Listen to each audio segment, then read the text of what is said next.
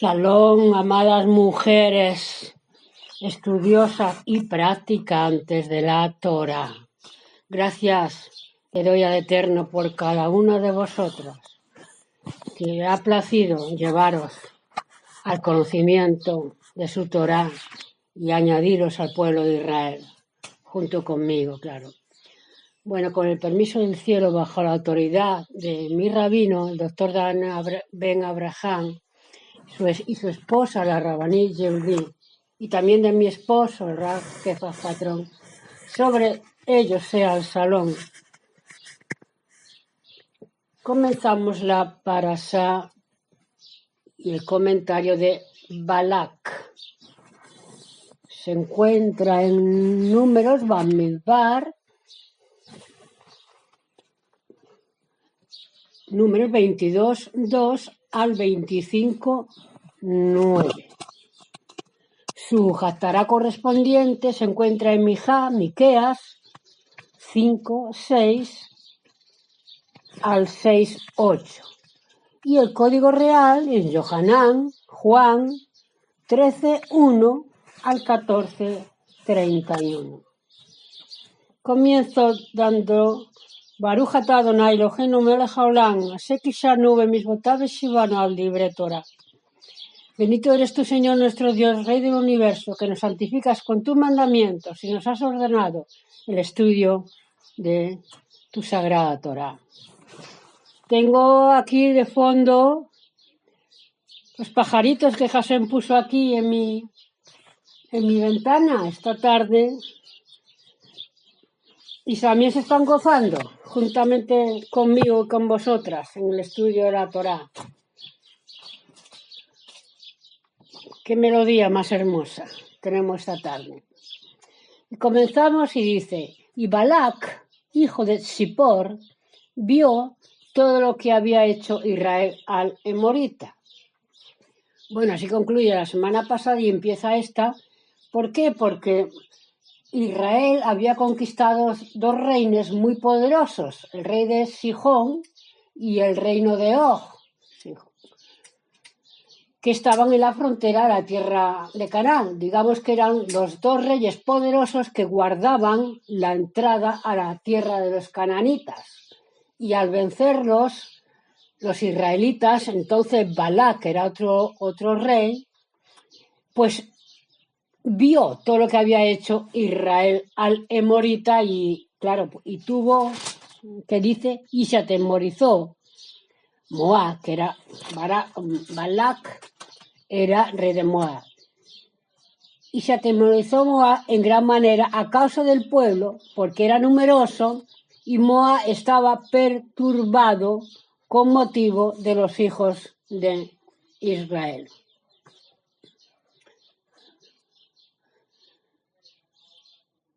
¿Quién era este?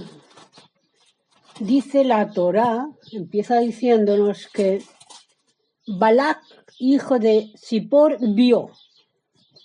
¿Qué vio? No dice como en el caso de Yitro, cuando fue allá, dice que él escuchó. Entonces, ¿qué ha podido ver Balak? Si estaba retirado. Ha podido ver los movimientos de Zippor, que era el ave que él tenía con poderes y que era su maestro. Balak era el mago más grande de su época y tenía un ave, porque Zippor, en femenino Zipporá, significa ave, que debido a sus artes de magia había conseguido que esa ave hablara. Y cuando la mandó al campamento de allá para ver que le trajera la información, el ave no le pudo traer información. Y es por eso que fue a consultar, envió mensajeros a Bilam o Balán en las Biblias no hebreas, Bilam en hebreo.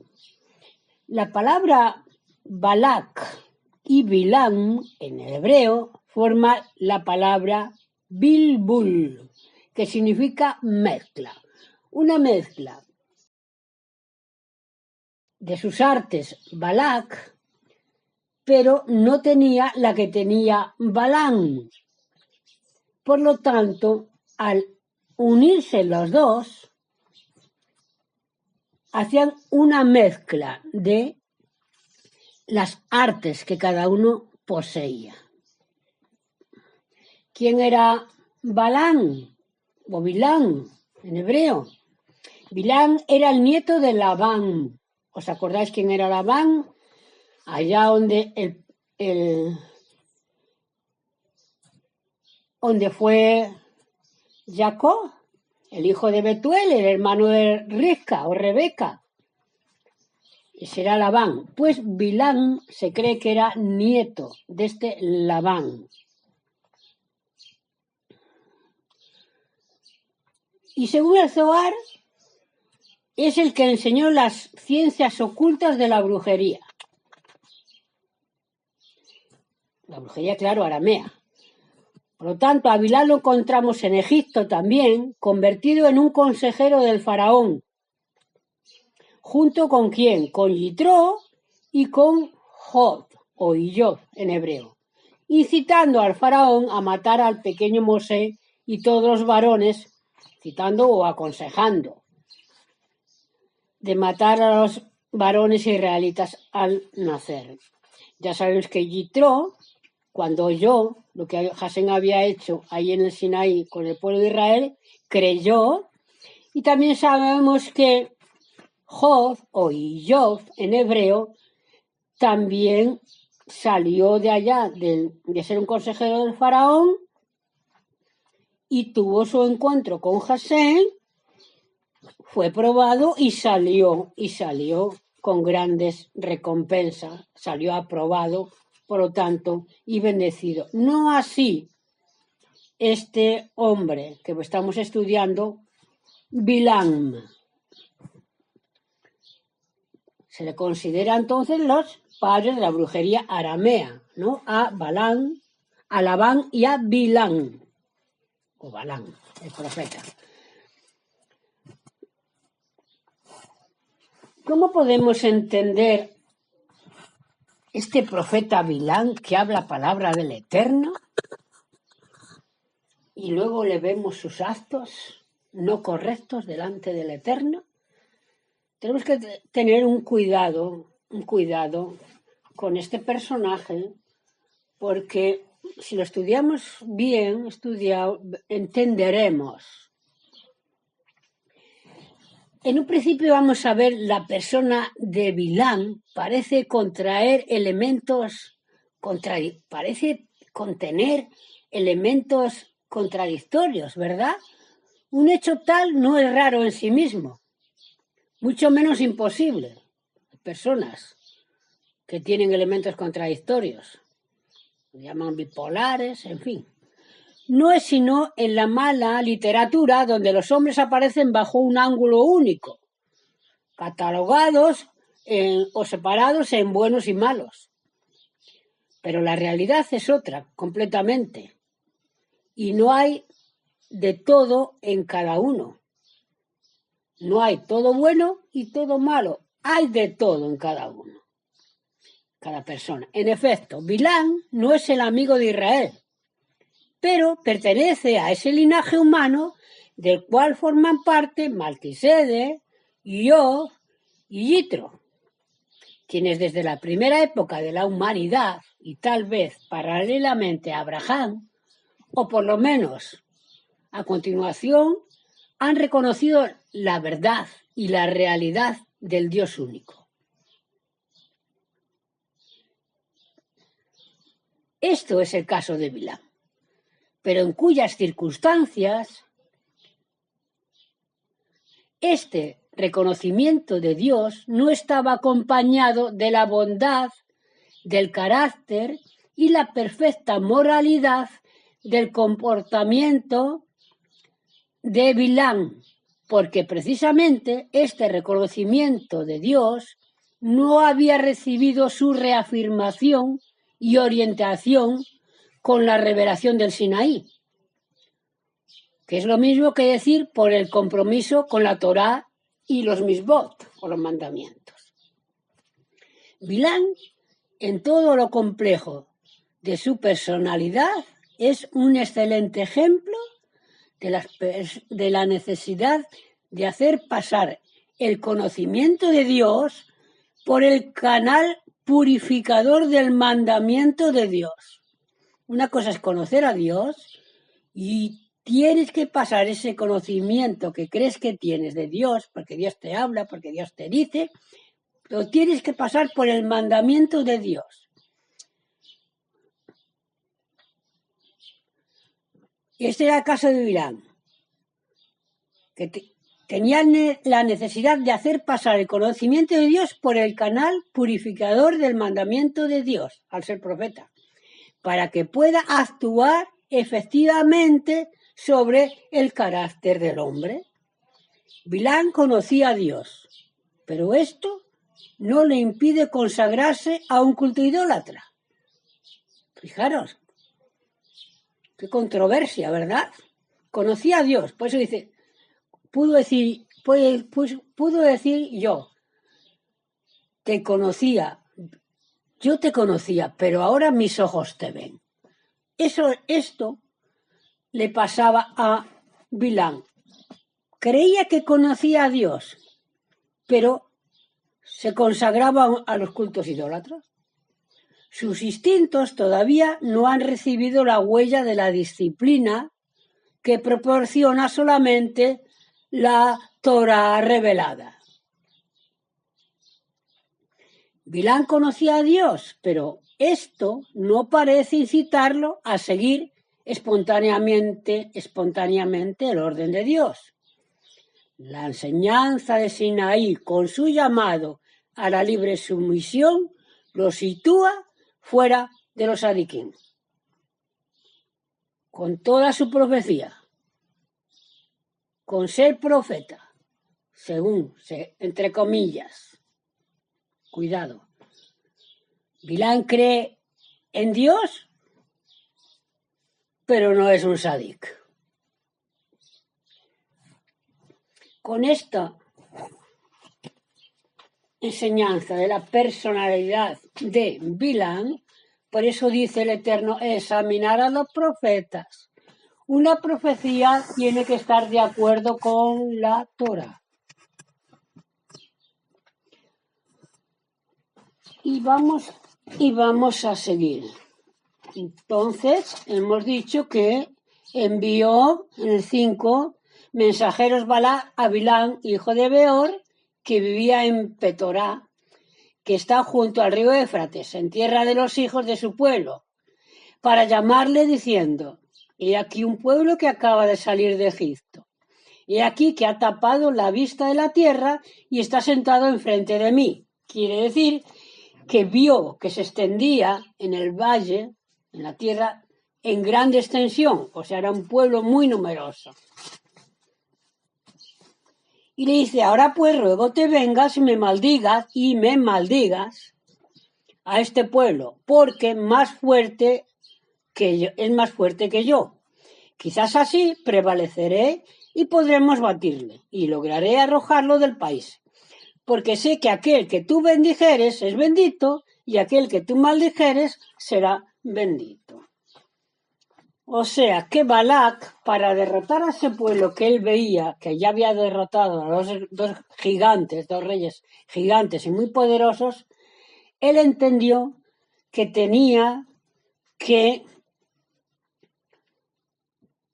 vencerlo en los lugares celestiales, a través de brujerías, a través de maledicencias. Por eso dice, maldíceme a este pueblo para que yo lo pueda derrotar.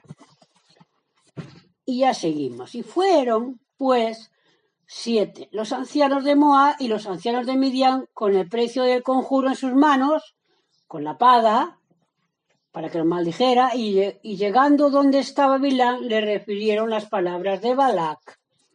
Y les dijo, pernoctad aquí y os traeré respuesta según me hablare el Eterno. Y que se quedaron pues los príncipes de Moab y con Bilam.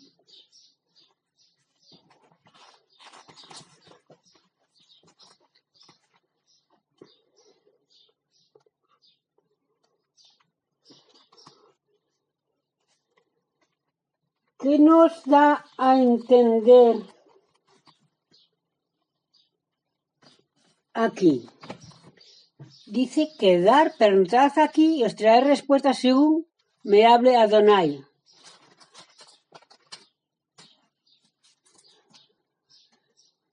Entonces vino Elohim a Bilam y le dijo, ¿quiénes son estos que están contigo? ¿Dais cuenta? Pernoctar aquí esta noche.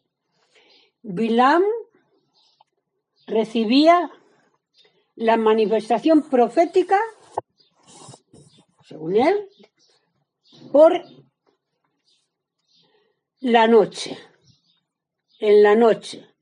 Más adelante también, cuando viene la segunda vez, dice, quedaros aquí esta noche, pernoctar, y luego ya os diré lo que dice el Eterno al día siguiente.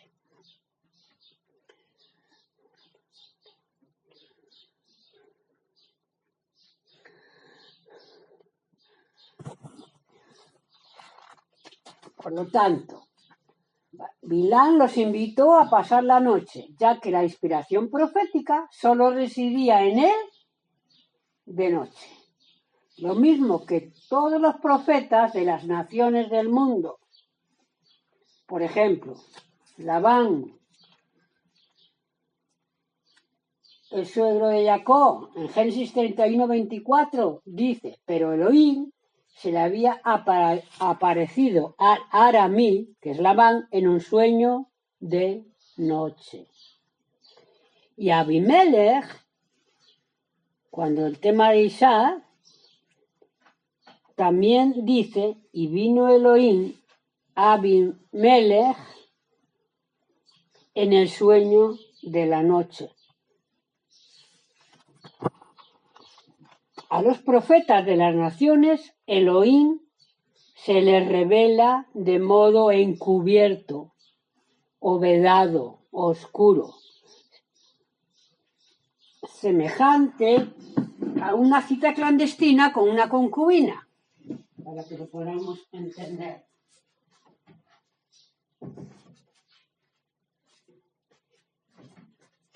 ¿Va a hacer la reunión? A los profetas de Israel, Elohim se les revela de forma abierta, clara, limpia, nítida. De igual modo que un hombre va con su esposa legítima sin ocultarse. A los hombres justos la Torá nos dice que se les reveló de día. Por ejemplo, a nuestro padre Abraham, en Bereshit 18:1 dice que el Eterno se le reveló a Abraham al calor del día. Y también en Shemot 6:28 nos dice, sucedió en el día que el Eterno habló a Mosé. ¿Lo ves? Clarividencia. Para los profetas de Jasén, los profetas de Israel, los verdaderos profetas. Bueno, sigamos.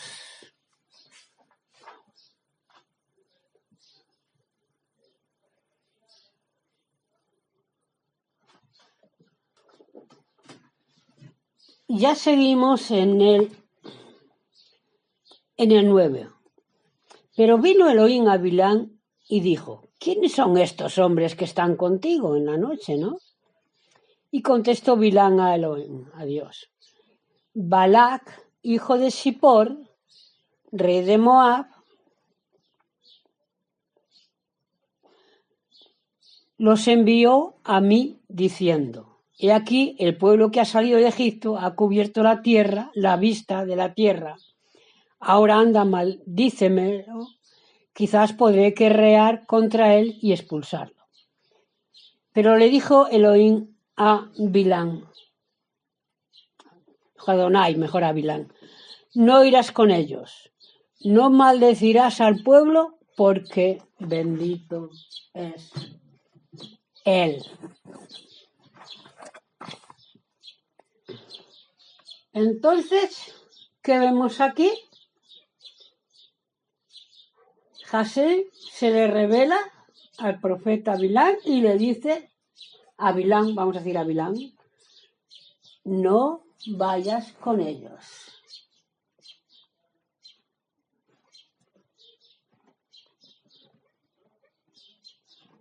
No irás con ellos, no maldecirás al pueblo porque bendito es Él. Esta palabra de Jasén a Bilán es la voluntad directiva del Eterno para Bilán. Voluntad directiva para Bilán.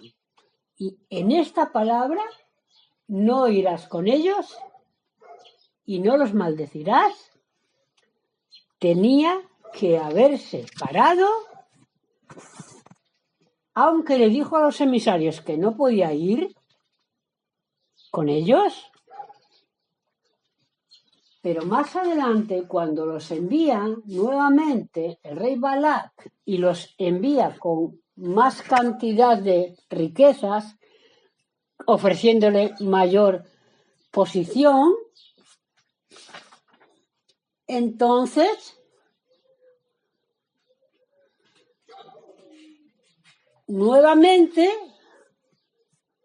lo recibe, ¿verdad? Y esto está en... ¿Dónde está?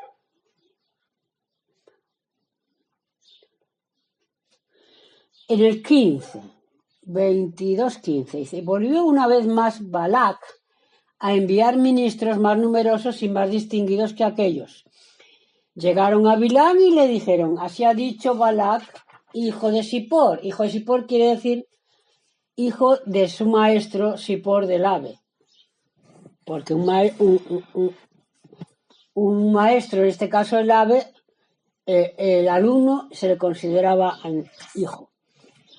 No, lo ruego te prives de venir a mí, porque te honraré mucho y todo lo que me dijeres haré. Anda pues, lo ruego, maldíceme a este pueblo. Entonces respondió Bilán y dijo a los siervos de Balac, aunque me diera Balac su casa llena de plata y oro, no podré pasar la palabra del Eterno, Elohim mío, por hacer alguna cosa, ni chica ni grande.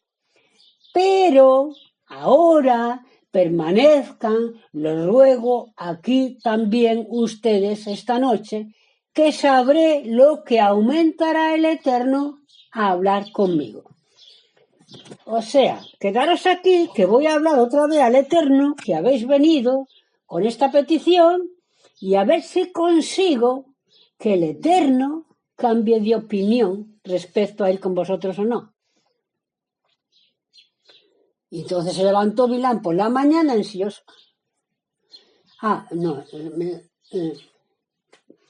El 20. Vino Elohim a Bilán de noche, otra vez, y le dijo, si para llamarte han venido los hombres, levántate, anda con ellos. Pero la palabra que te dijeren, eso harás. O sea,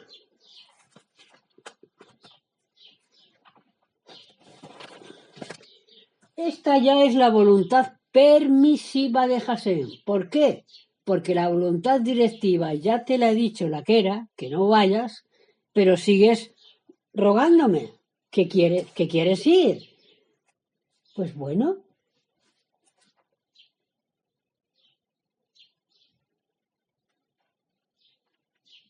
Entonces, levántate, anda con ellos. Esto nos enseña que el hombre es conducido por la vía que él quiere seguir. Él le había dicho al comienzo, no vayas. Si después Balaam parte es porque había expresado el deseo de hacerlo. A Jasén. Por eso, la cólera del Eterno se inflamará contra él por haber ido. Lo mismo que desde el cielo viene en ayuda de la persona que quiere ser pura, también desde el cielo se abre la puerta a aquel que quiere ser impuro. o hacer lo que quiera él. Pero eso sí, el Eterno una vez le da su consentimiento, a partir le da una advertencia. Pero las órdenes que yo te dé son las únicas que cumplirás. Al final vas a ir, porque así es tu decisión, pero con la encomienda de que tú no vas a poder maldecir al pueblo, porque te lo voy a impedir yo.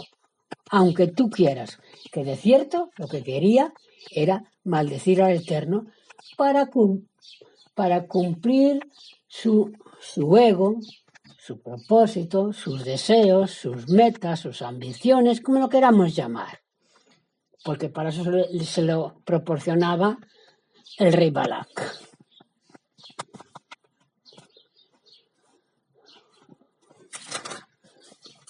Bueno, pero hay un tema, sobre todo lo que me llama la atención y es con lo que quiero yo hablar un poquito más, es con la exclamación final, después de todos esos temas de los sacrificios, de bendecir al pueblo. El rey Balac se enfada, le dice que te llama para que lo maldigas, no para que lo bendigas, ponerle diferentes altares, etcétera. Al final, en el capítulo 24, hay una exclamación muy grande de Balac.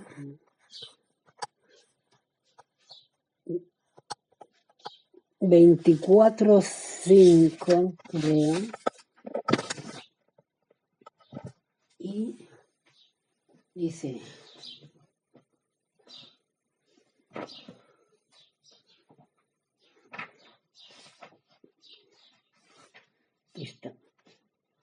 vio Bilán que era bueno a los ojos del Eterno bendecir a Israel, porque no pudo maldecirlo, y no fue como otras veces en busca de agüeros. ¿Ves? Ya está diciendo que antes quería hacer agüeros para que de su boca saliera maldición, sino dirigió su rostro hacia el desierto. Aquí nuestros sabios dicen que dirigió los ojos al desierto como queriendo decirle al Eterno: mira que en el desierto, allá, en Sinaí, adoraron un becerro. Y con ese pecado, poder conseguir maldecir al pueblo. Pero no lo consiguió. Alzó Bilán sus ojos y vio a Israel acampado según sus tribus. ¿Ves? Aquí cambia. Aquí ya es otro. Él, digamos que anteriormente quiso recordarle al Eterno el pecado del becerro de oro, pero no logró nada, y entonces alzó Bilán sus ojos y vio a Israel acampado según sus tribus, y fue sobre él un espíritu de Elohim, vino, y pronunció su parábola y dijo: dice Bilán, hijo de Beor, y dice el varón: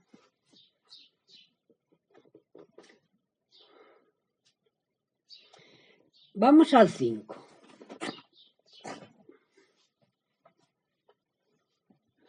Cuando Bilán el perverso quiso maldecir al pueblo de Israel, Hasem hizo que milagrosamente solo salieran bendiciones de su boca.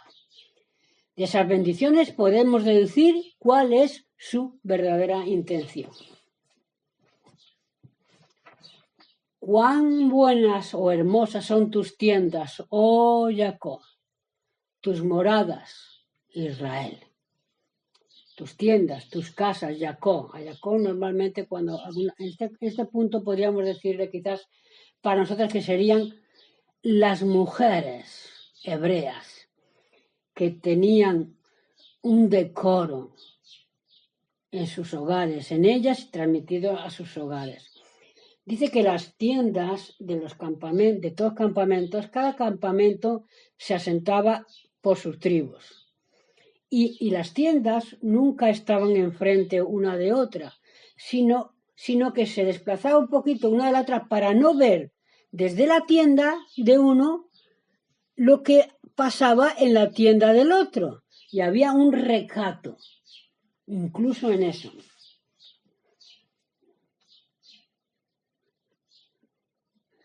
Este versículo demuestra que Bilán sabía que la base del pueblo de Israel es la familia y quiso maldecirla para así poder exterminarlo. Hasén con su piedad transformó su maldición en bendición. No quiso Hasén tu Elohim escuchar a Bilán y dio vuelta a Hasén la maldición en bendición, porque te quiere Hasén tu Elohim. Eso lo dijo Moisés en Deuteronomio, poco antes de su partida. Cuán hermosas son tus tiendas, oh Jacob. La familia hebrea, los hijos de Israel son quienes aseguran la continuidad del pueblo de Israel. Vivimos en una generación en donde en muchos casos, lamentablemente, se perdió el sentido de la vida. Valores fundamentales tales como traer hijos al mundo son dejados de lado solo por algún provecho momentáneo que equivocadamente se titula aprovechar la vida. Yo tengo que aprovechar la vida,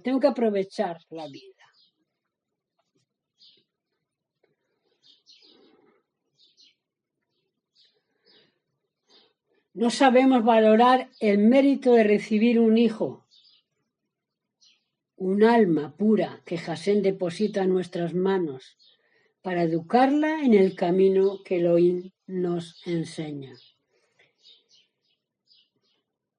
A no ser que existan casos de salud, problemas de salud, donde la pareja decida por enfermedad de la mujer, pues no traer más hijos, ¿no? Y yo no me quiero referir a este caso, sino aquellos en donde por el solo hecho de ya tener un hijo o dos, los padres consideran que ya cumplieron con su obligación de procrear. Y es verdad que teniendo ya 2 hijos se considera que... Pero hay muchas mujeres que están casadas que deciden hoy día, por lo menos por aquí, en esta parte de Europa, no tener preocupaciones porque los hijos traen muchas preocupaciones, según ella. Y si en lugar de pensar que una cantidad numerosa de hijos son una carga o representa aumentar los problemas, sea 2 hijos que puedas tener, sea que puedas tener 3, pensáramos que por criar y educar a ese niño tendremos el mérito de heredar el mundo por venir, la óptica que tendríamos sería distinta. Si entendiéramos que somos emisarios de Elohim, de Hasén, para una misión sagrada de cuidar almas puras que Él envía, que son depositadas en nuestras manos, nuestra motivación sería otra. Es difícil criar hijos, pero si toda nuestra fuerza no la dedicamos para algo tan valioso como es educarlos, ¿cuál es el sentido de la vida? ¿Acaso no disponemos de la fuerza necesaria para hacerlo? Seguramente que sí, ya que si el Todopoderoso nos dio a nuestros hijos, es porque sabe que podemos educarlos como Él quiere que lo hagamos. Si Hasén nos entregó esas almas puras, que son nuestros hijos, es porque podemos criarlos correctamente. Solo depende de nuestra motivación y de saber valorar el sentido de la vida. Más ahora con el feminismo. Si se corta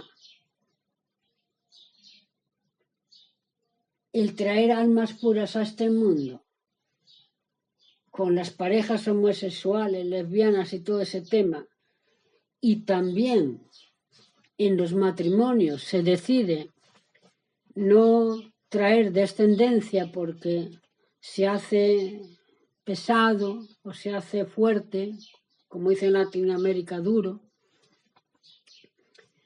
pues imaginemos, si a eso también le añadimos el aborto, por las almas que Hashem creó, que están allá en el mundo de las almas, que tienen que ser enviadas a la tierra, y si el primer mandamiento que le dio a la pareja nuestros primeros padres, Adán y Java, fue crecer y multiplicaros, y no se está cumpliendo, ¿qué estamos haciendo?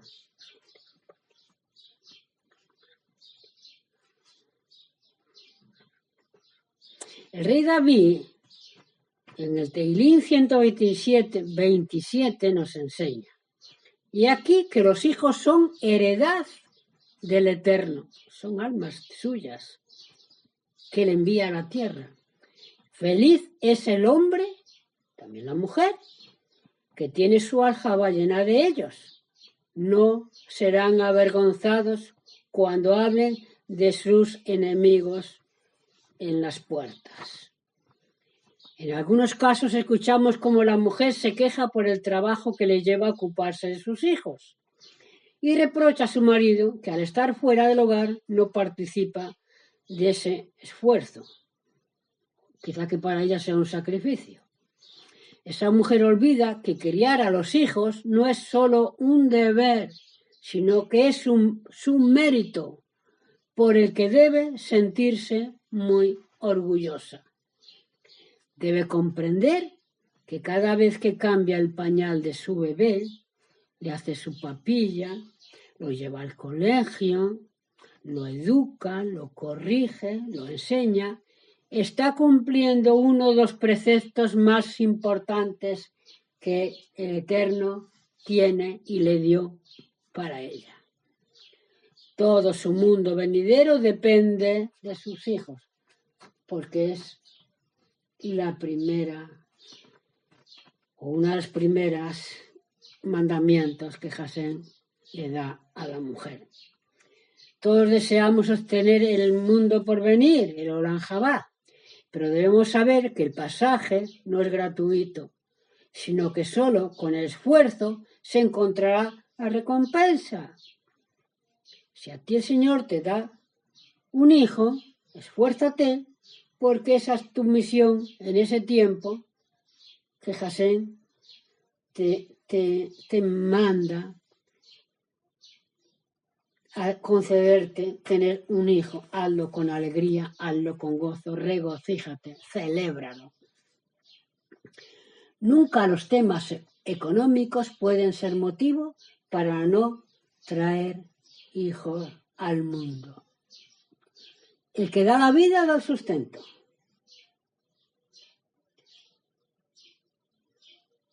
Tampoco vas a tener un montón si económicamente no estás bien, pero de eso a decir no quiero tener hijos, eso ya es rebelarte contra el mandamiento de Hashem. Nos enseñan nuestros sabios, por el contrario, los sufrimientos que la persona debe recibir están determinados y quizás es preferible repartirlos entre un hijo o entre dos, por ejemplo, o si puedes 3 y no en uno solo. La persona no debe considerarse tan sabia para darle consejos a Hashem.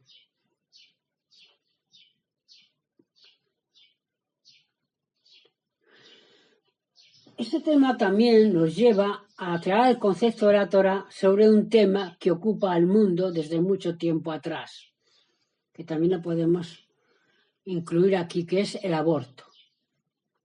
Para ello debemos recordar que la Torá nos enseña el comportamiento de la persona, no solo con el prójimo.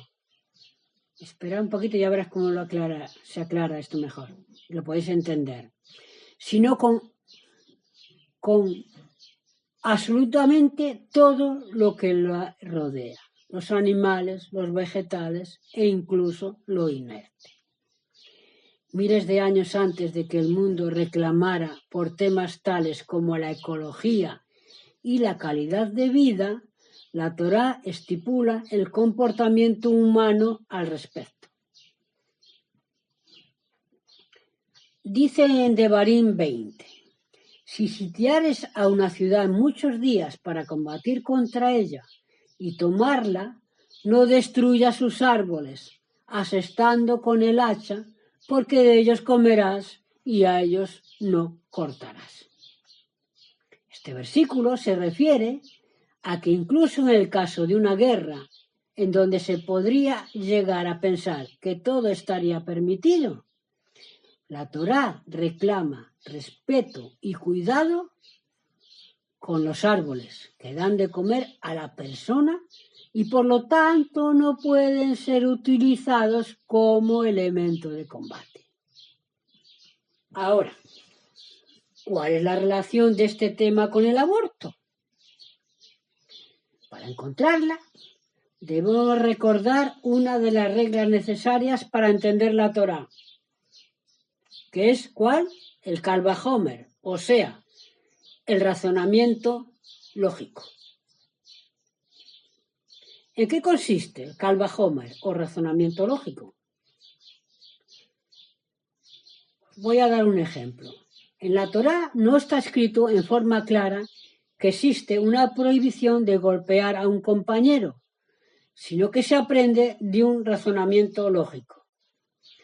¿Cuál es?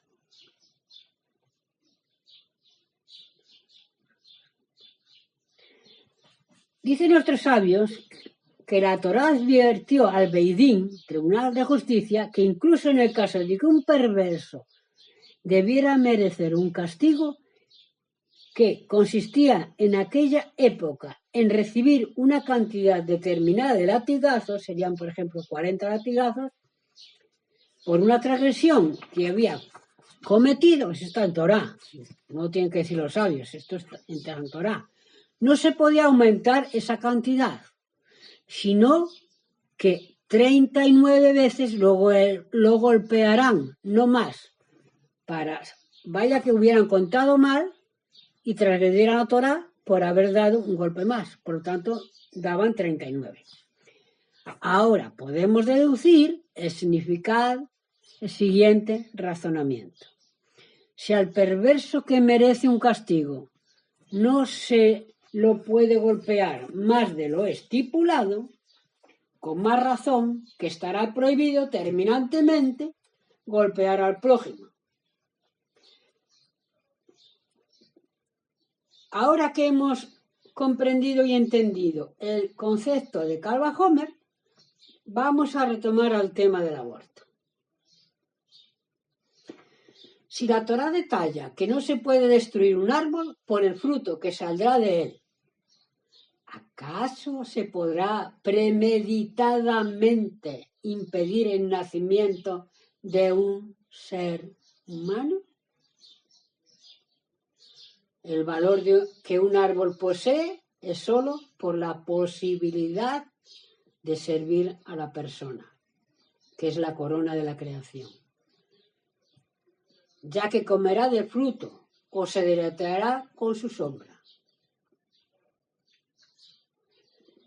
¿Qué nos imaginamos que sucederá entonces si alguien impide la vida a un bebé en el vientre de su madre? Oh Padre amado, ¿cuál es la proporción adecuada de la relación que existe entre las frutas que podrán crecer en un árbol con los actos que un ser humano podía realizar durante toda su existencia?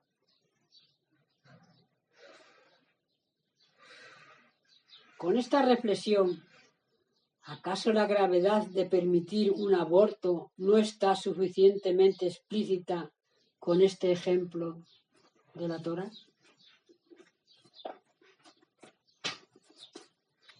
Ay, Padre, es común escuchar de aquellos que pretenden legalizar el aborto que la persona es dueña de su propio cuerpo y posee la libertad de hacer lo que quiera con su organismo. frente a esta ridícula idea que pretende justificar lo que la Torá califica como asesinato, podríamos preguntar, ¿qué opinaríamos de alguien que quiere plantar marihuana en el jardín de su casa? ¿Acaso no se trata de su propiedad? Sin embargo, todos estamos de acuerdo que hay un tipo de temas que exceden a la libertad de la persona y a su individualidad. Se trata, por ejemplo, de temas que están relacionados con el pueblo, con su desarrollo, con el de una nación, etc. El bebé que esa madre posee en su vientre no es solo su hijo, sino que se trata de un regalo de Dios para nuestra continuidad como pueblo, o en el caso de una mamá que no es judía, se trata de un ser humano que asegura el desarrollo del mundo. El hecho de tener varios hijos de ninguna manera justifica practicar un aborto. ¿Cuál es la sangre de la persona? Mira.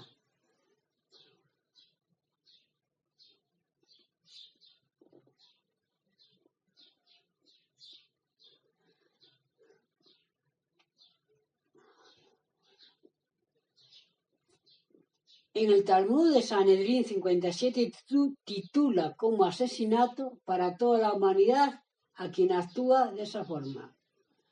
Lo deduce de un versículo escrito antes de la entrega de la Torá. Está en el capítulo 9 de Bereshit.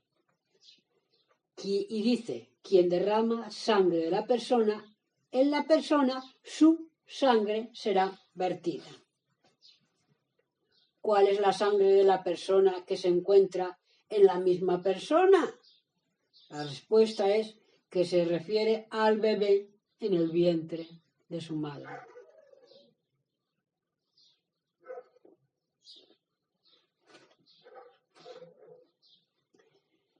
Ahora imaginemos qué tipo de respuesta se podría dar a ese bebé si preguntara, luego de muchos años, ¿por qué no lo dejaron vivir? Imaginémonos. Y si la pregunta la formulara cualquiera de los descendientes que él hubiera traído al mundo,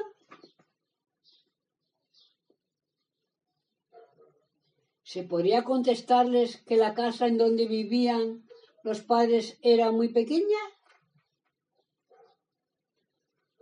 Porque ese niño, esa vida que has cortado, si no se hubiera cortado, sería un adulto, tendría hijos, hablaría con papá y con mamá. Imagínate, luego de muchos años preguntará, ¿por qué no me dejasteis vivir? Y si contestara, y si la pregunta la hicieran los mismos descendientes, ¿quién lo hubiera traído al mundo? Tus nietos, tus bisnietos, que eran hijos de ese ser que iban a hacer. ¿Se podría contestarles que la casa en donde vivían los padres era muy pequeña? ¿O que los vecinos se sorprenderían al ver nuevamente embarazada a la mamá? ¿O que quizás después de una edad determinada no estaban en condiciones de escuchar los llantos de un bebé? ¿O que económicamente no podrían sostenerlo? Con seguridad de que muchos de los que hoy nos encontramos en el mundo no hubiéramos nacido si nuestras madres hubieran hecho muchos cálculos razonables, entre comillas, que hoy lamentablemente existen. La sociedad se estremece cuando alguna persona anormal destruye un cuadro famoso o una estatua, o cuando se extingue una especie animal por cazadores irresponsables, ¿A eso sí se le presta mucha atención? ¿Se estremece la sociedad? ¿Cuál debe ser entonces la reacción si se destruye un ser individual y único al que no le permitieron ni siquiera desarrollarse y vivir?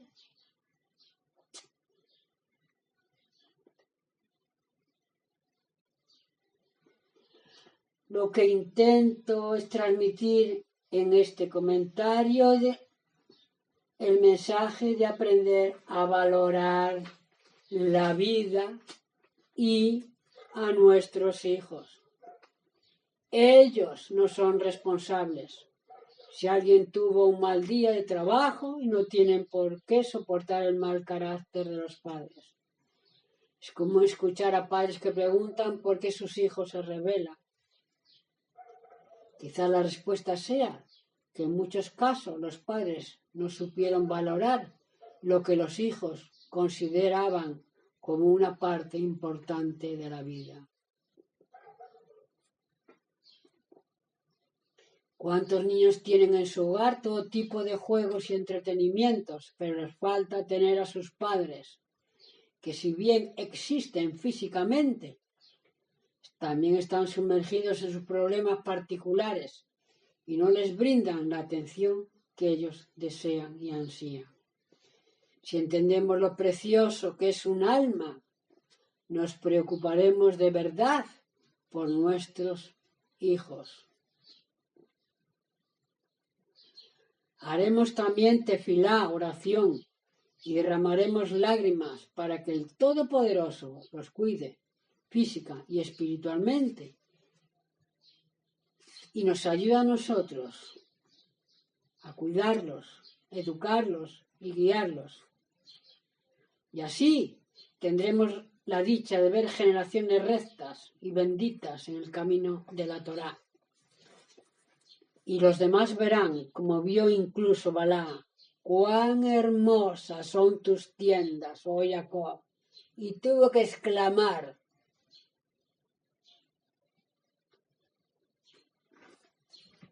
cuán hermosas son tus tiendas, oh Jacob. Cuán hermosas o buenas son las familias hebreas, las familias que guardan mandamientos. Y tus moradas, oh Israel, tus casas de estudios, oh Israel. La mujer trabaja en sus tiendas, en sus casas, con los suyos. Y el hombre trabaje también en construir, en edificar la Torá y engrandecerla, y cada uno en su lugar, guardando los mandamientos que apliquen para cada uno y trabajando en lo que Dios determinó para el hombre el día que pecaron, y en este caso Adán, y para la mujer el día que pecó, en este caso Java. Cuidarás, tendrás a tus hijos, pero rectifica el pecado. Rectifiquemos el pecado de nuestra madre Java. Démosle en nuestro hogar comida kosher a nuestros hijos para que tengan ese alma pura. Enseñémosles los mandamientos. Enseñémoslos a ser personas íntegras, responsables, educadas, que amen al Eterno, que guarden sus mandamientos. Y así edificaremos nuestras tiendas, nuestras casas, nuestra descendencia. Eso es construir, construyamos descendencia. Porque si en principio no tenemos hijos, ¿qué transmitimos a quién? Edifiquemos primero nuestra casa, nuestra descendencia, trayendo un hijo, dos, y no nos dejamos influenciar por lo que hoy día, con esto del feminismo y esto de que la mujer que quiere vivir su vida, ese no es el plan de Hashem. Eso no es la palabra de Hashem. La mujer, todo su gozo, su satisfacción, su plenitud como mujer es traer hijo al mundo y dedicarse al cuidado. Antiguamente nuestras matriarcas dicen, me considero como muerta, dijo Rachel.